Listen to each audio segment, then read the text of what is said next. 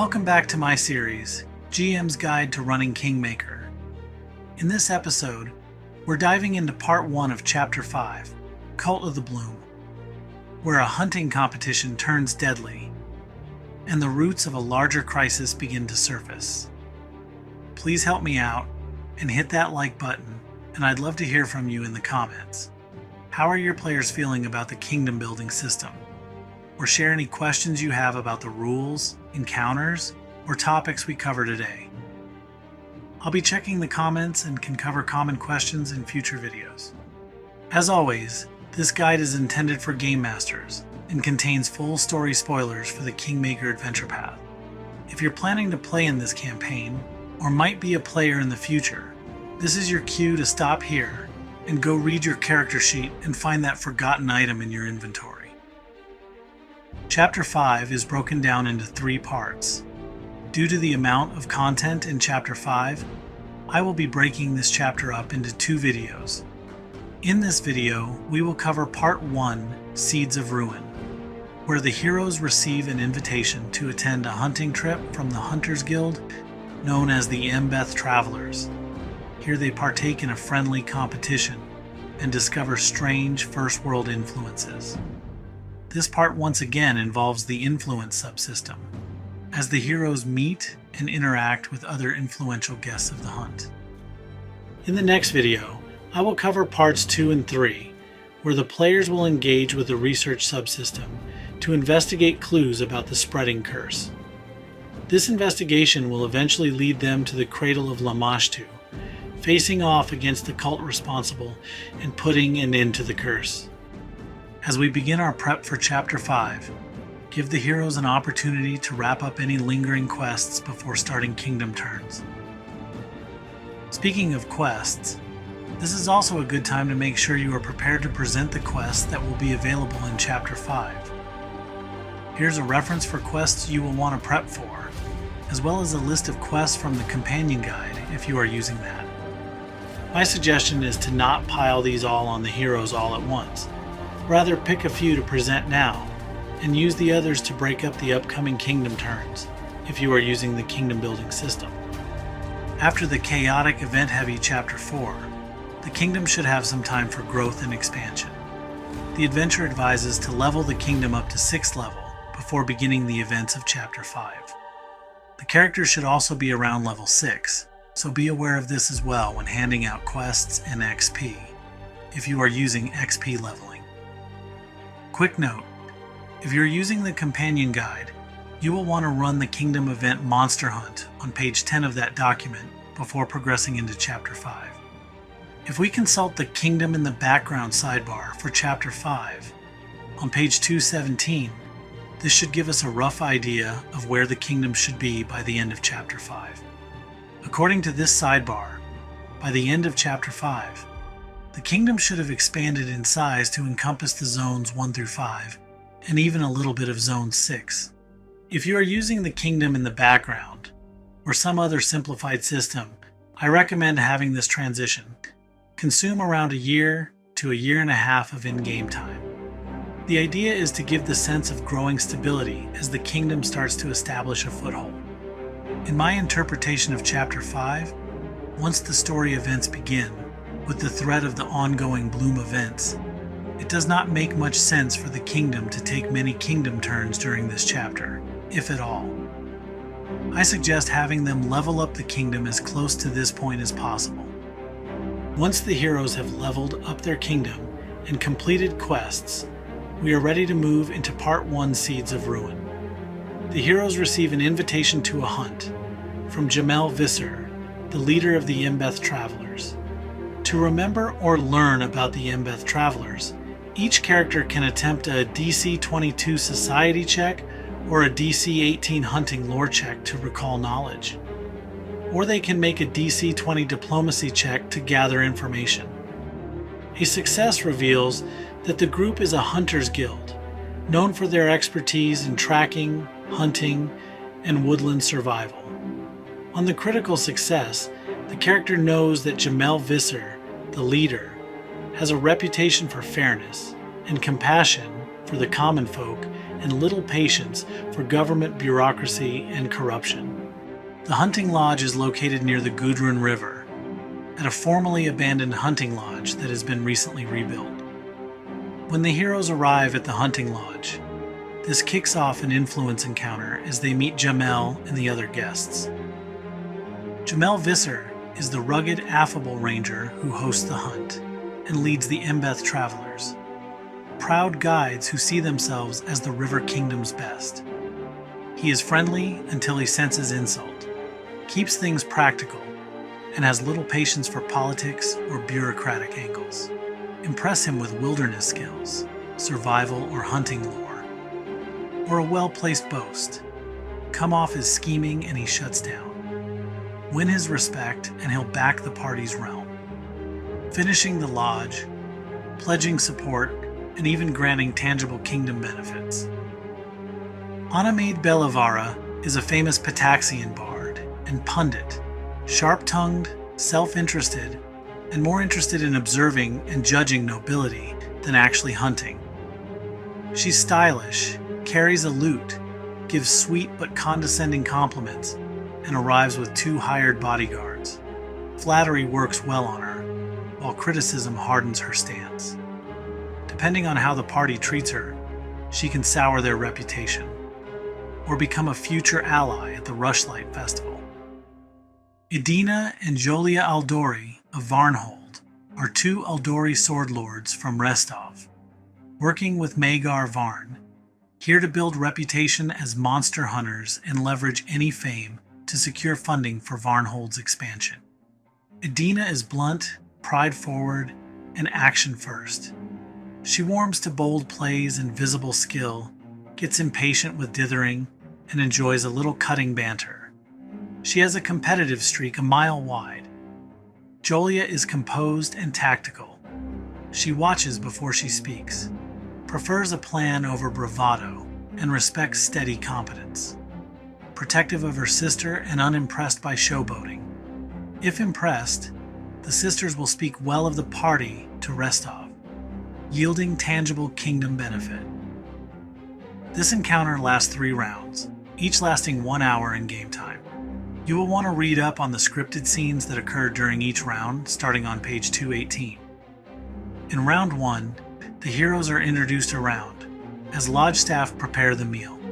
Light small talk, names and titles, and a few pointed questions about the party's plans for the kingdom. Round 2 happens over the meal. Between courses, Jamel asks everyone for name ideas for the hunting lodge. Quick pitches, a little friendly rivalry, and a chance for the party to make a memorable impression. And round 3 happens over dessert. After the last influence round, Jamel thanks the guests and shares why he called this hunt in the first place, hinting that something in the woods isn't right and he wants help getting to the bottom of it. Jamel explains that his team pulled a local man, Vath Locher, half dead from the riverbank. Before he passed, Vath told them a wyvern attacked his family's cabin.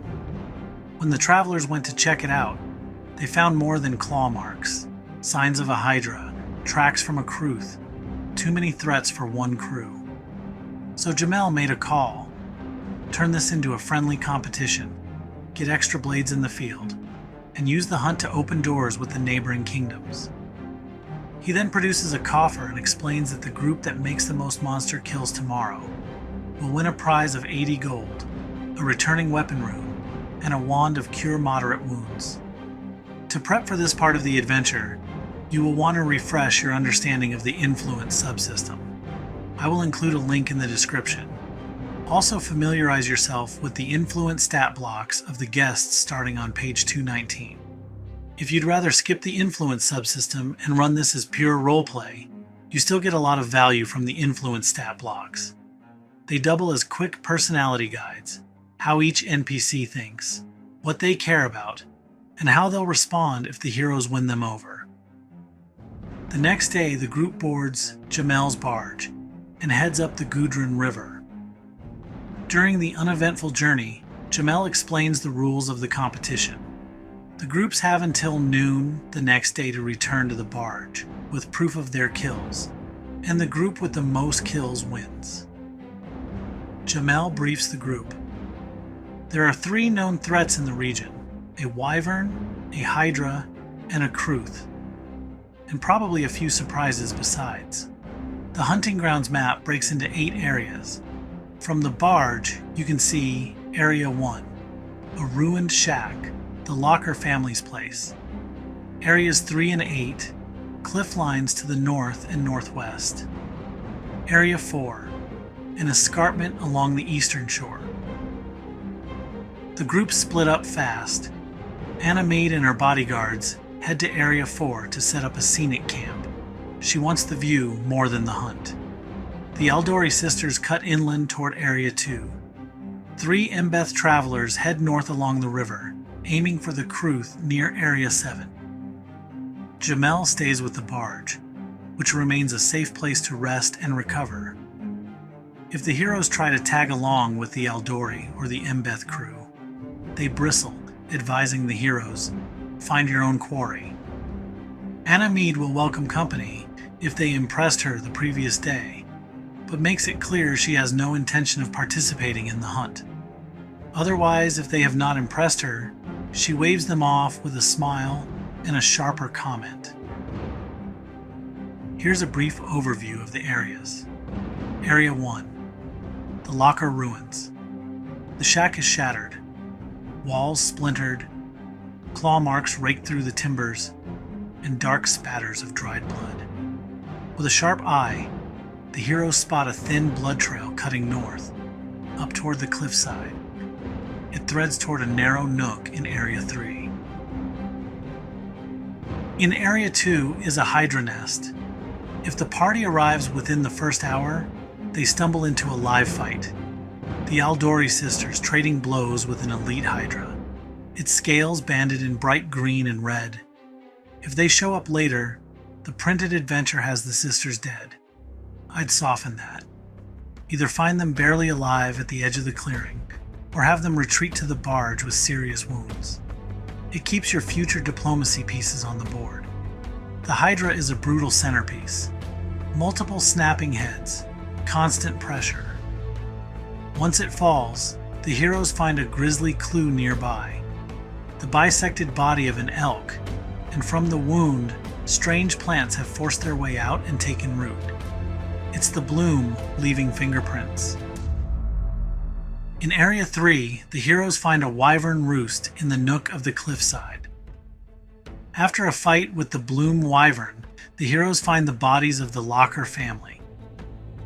They will also find a carcass of a bear, also covered in strange plants not native to this area.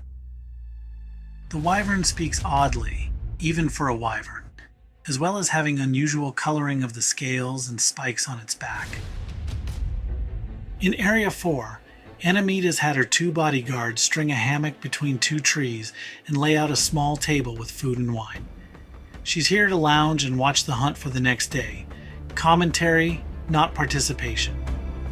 If the heroes drop by, she offers shade and a sardonic take on the competition. If they've impressed her, she'll share a rumor or 2. Otherwise, it's smiles, a toast, and a polite shoo. In Area 5, a pack of wargs has been scouting out Annamede and are waiting for the chance to attack. If the players investigate this area, the pack leader Glazulin will engage with the heroes while the pack silently surrounds them. If they speak with the warg, they can learn information of the area. In Area 6, in an open grassland, are a herd of nervous elk who are territorial. While not monstrous creatures, they will defend their territory. If the players use Speak with Animals with the elk, they can learn the same details they would learn from the wargs in Area 5. In Area 7 is a Krooth lair well hidden on the shore of the Gudrun River. The heroes can spot this with a successful nature or survival check.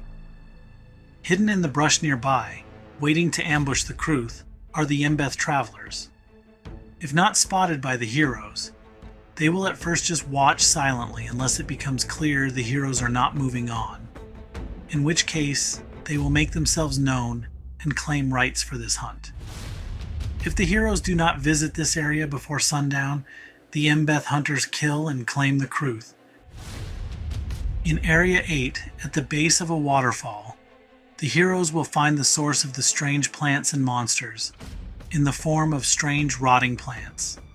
They may find tracks and evidence here of some sort of ritual performed here, but before they can investigate too much, they are attacked by a giant fly trap as the plants themselves move into attack. If they investigate after the fight, they can determine this was the site of a magical ritual performed within the past month, but there is not enough evidence to determine any more details. The Tainted Water Sidebar on page 223 points out that the nameless stream that feeds into the Gudrun is still somewhat tainted by the ritual performed in Area 8. While it is no longer strong enough to cause the curse, it still has beneficial effects and radiates conjuration magic that can be detected by a character with Detect Magic, and the properties can be revealed with an Identify action. Once the hunt is finished, if the heroes manage to kill 3 monsters, they win the competition. Otherwise, the Embeth travelers will claim the victory. Jamel invites everyone to return to the lodge, where a feast celebrating the hunt is being prepared, and the reward for the hunt will be presented. At this point, the heroes may want to stay and investigate more. If an area has gone uninvestigated, you could have Jamel agree to wait a few hours, while the heroes investigate a bit more. My advice is to just be open with them, and let them know their characters would know that there does not seem to be more that can be learned at this time.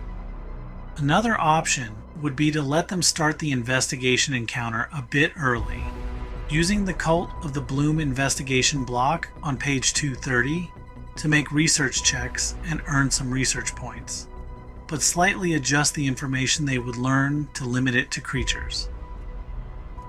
Here's a reference for the stat blocks to add to your prep list for the hunting event.